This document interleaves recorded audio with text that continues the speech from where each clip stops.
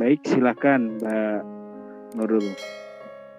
Baik, terima kasih Mas Eko Hayono atas kesempatannya. Apakah suara saya terdengar jelas, Mas?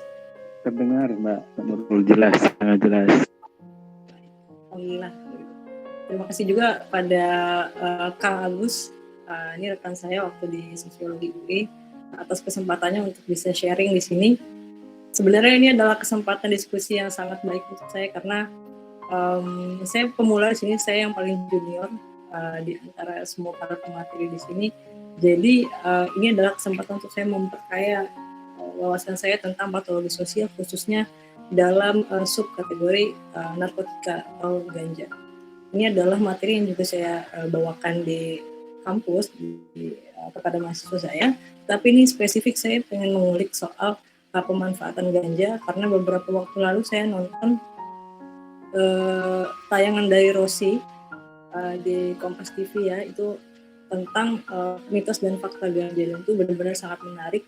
Terlebih sekarang saya sudah tinggal di Aceh, di mana Aceh ini merupakan salah satu daerah kalau kita tanam ganja di sini itu katanya enak sekali hasilnya.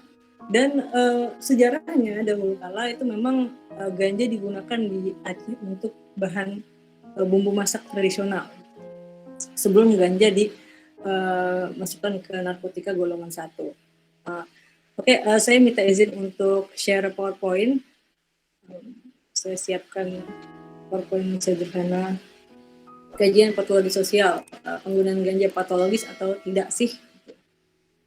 Baik, apakah ini patologis dan apa itu patologis? Apa sih patologis?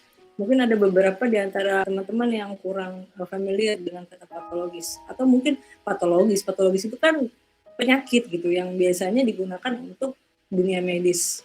Nah, ternyata patologis adalah kata sifat dari sebuah kata benda yang namanya patologi. Patologi ini dari kata pathos dan logos, yang kita tahu bersama-sama bahwa pathos itu penyakit dan logos ilmu. Jadi ilmu tentang penyakit. Kalau disandingkan dengan sosial, maka itu menjadi ilmu yang mempelajari tentang penyakit sosial. Asumsi dasarnya ini singkat saja dari Emil Durkheim. Sebenarnya Emil Durkheim ini juga dia sudah merangkum dari Auguste Comte dan Herbert Spencer mengenai apa itu patologi sosial. Masyarakat itu adalah sebuah kesatuan berupa sistem yang di dalamnya ada bagian-bagian yang dibedakan dan punya fungsi masing-masing. Tapi fungsi masing-masing ini terkait satu sama lain. Jadi kalau ada satu bagian yang tidak berfungsi dengan baik, maka akan tercipta keadaan yang bersifat patologis atau yang berpenyakit tersebut. Nah, kondisi masyarakat yang patologis ini pada prosesnya bisa menyebabkan adanya ketegangan, gangguan terhadap harmonitas dan stabilitas di tengah masyarakat kita. Dan dalam konteks ini saya ingin membawa Indonesia sebagai sebuah organisasi makro yang akan dilihat apabila penggunaan ganja ini digunakan secara tidak bijak, itu apakah dapat menimbulkan kondisi yang patologis atau tidak. Baik, kapan suatu kondisi dapat dikatakan patologis? Konsep patologi sosial ini sendiri merupakan analogi antara patologi secara biologis atau secara fisik dari organ manusia dengan organisasi masyarakat. Jadi kalau di tubuh kita ada jantung, ada otak, paru-paru, ginjal, hati, maka di negara Indonesia ini di situ ada pemerintahan, ada rakyat, ada korporasi dan lain-lain. Nah, kondisi patologis itu atau kondisi yang berpenyakit itu terjadi apabila salah satu bagian dari masyarakat atau salah satu bagian dari tubuh manusia itu tidak berfungsi sebagaimana mestinya.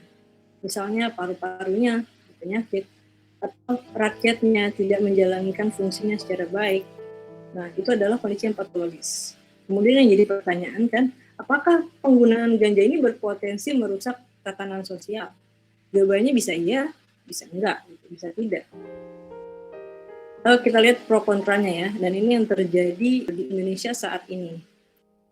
Ganja dalam perspektif common sense atau orang-orang awam itu terkait dengan narkoba, terlarang, memabukkan, nyimeng, ngefly, dan lain-lain. yang merusak moral anak bangsa. Apakah kondisi ini benar-benar terjadi di Indonesia gitu? Jawabannya ya bisa jadi. Karena apa?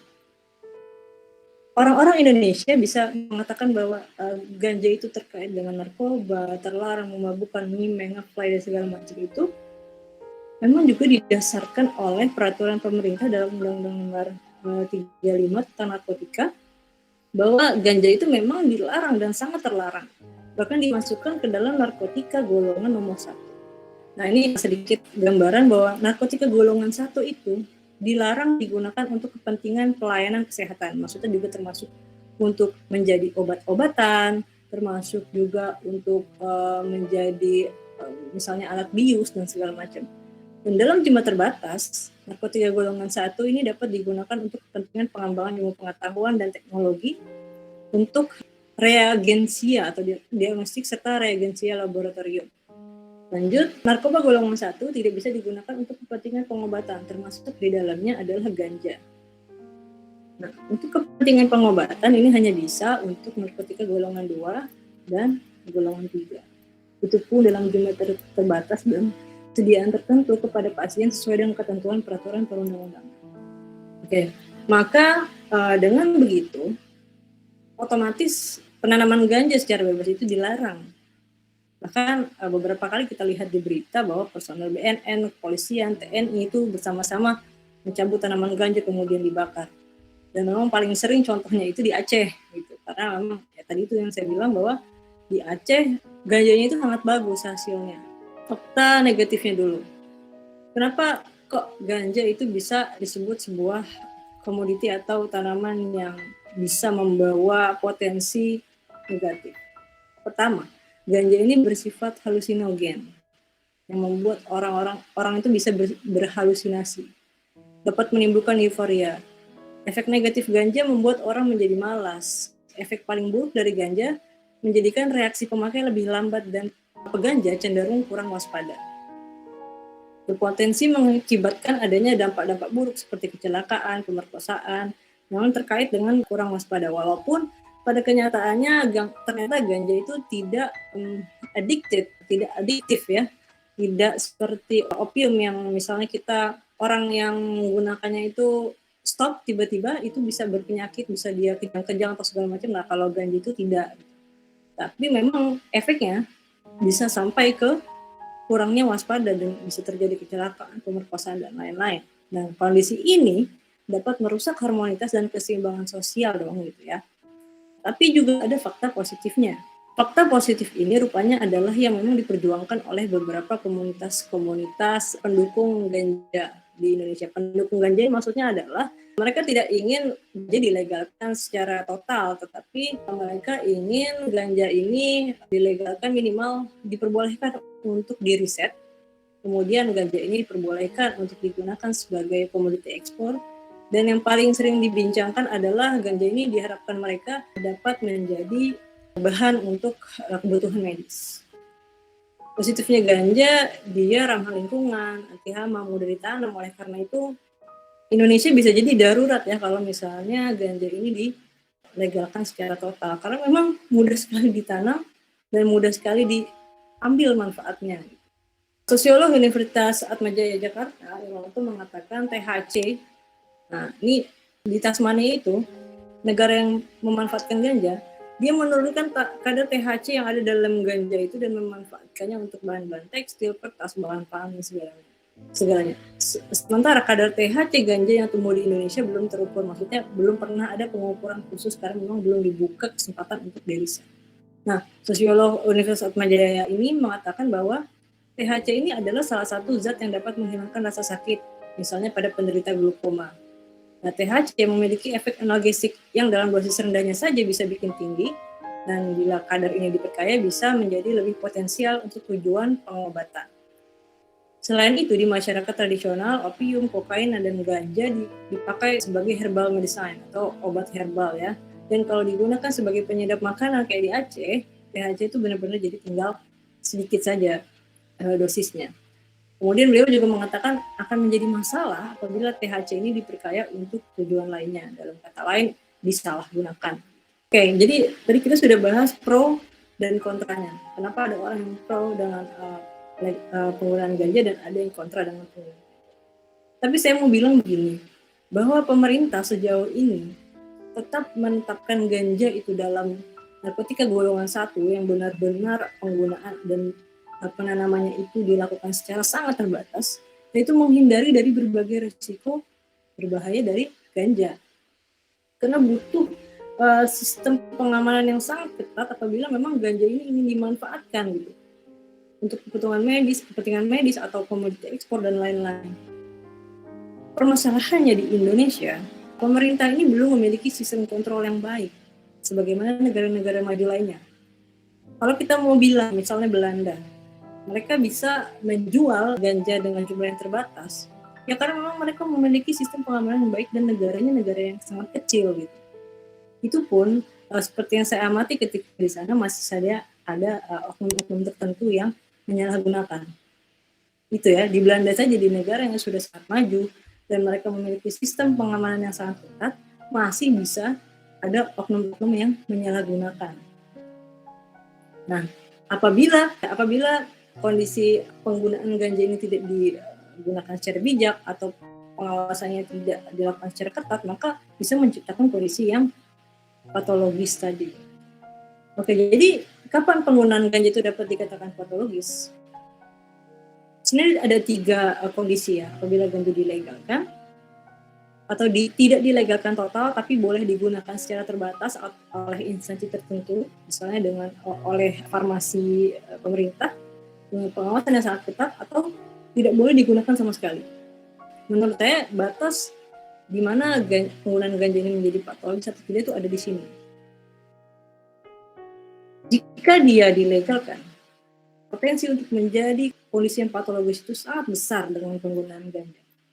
Tapi jika dia tidak dilegalkan, tapi boleh digunakan secara terbatas, misalnya dia diturunkan jadi narkotika golongan 2 dalam Undang-Undang Nomor 35, maka itu bisa dikatakan tidak patologis apabila memang pengawasannya dilakukan secara ketat.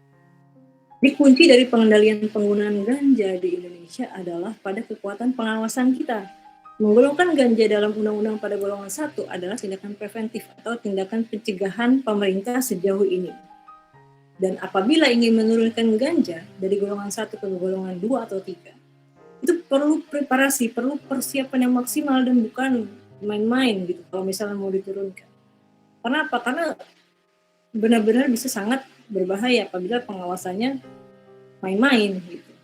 Dan pemanfaatan ganja yang paling memungkinkan untuk saat ini adalah untuk menjadi bahan dasar obat atau penggunaan medis. Dan pemanfaatan sebagai komoditi ekspor atau bahan dasar makanan dan lain-lain itu masih perlu proses pembelajaran yang lebih jauh lagi, karena untuk menentukan bagaimana cara mengendalikannya itu masih sulit ya. Kalau untuk kebutuhan bahan dasar obat atau penggunaan medis itu bisa dibatasi perkembangbiakan penanamannya itu oleh pemerintah oleh farmasi tertentu, farmasi pemerintah, dan tidak boleh diproduksi oleh orang-orang secara bebas. Jadi kesimpulannya adalah penggunaan ganja dapat dikatakan tidak patologis apabila dimanfaatkan untuk keperluan medis atau pengawasan dan dilakukan secara ketat. Penggunaan lain selain untuk keperluan medis masih diragukan mengingat kekuatan pengawasan di Indonesia masih cukup lemah. Dan penggunaan ganja dapat menjadi patologis apabila potensi penyalahgunaan dibiarkan saja terjadi. Seperti saat ini.